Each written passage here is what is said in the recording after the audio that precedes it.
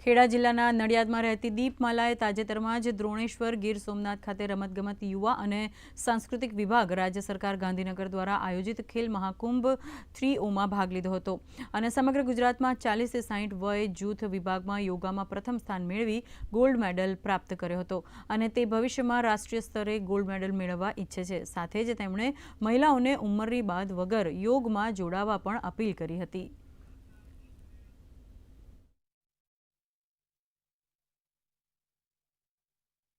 આ વખતે ખેલ મહાકુંભનું કોમ્પિટિશન હતું ગીર સોમનાથમાં 40 અબવ અને 60 અબવના મહિલાઓ અને પુરુષોએ ભાગ લીધો હતો। બધાએ પોતાનું બેસ્ટ આપ્યું છે અને મેં બી મારું પોતાનું બેસ્ટ આપ્યું છે। એમાં મારે ખેડા જિલ્લામાં મારો પ્રથમ નંબર સાથે મેં ગોલ્ડ મેડલ મેળવ્યું છે, જેમાં મને ખૂબ આનંદ છે।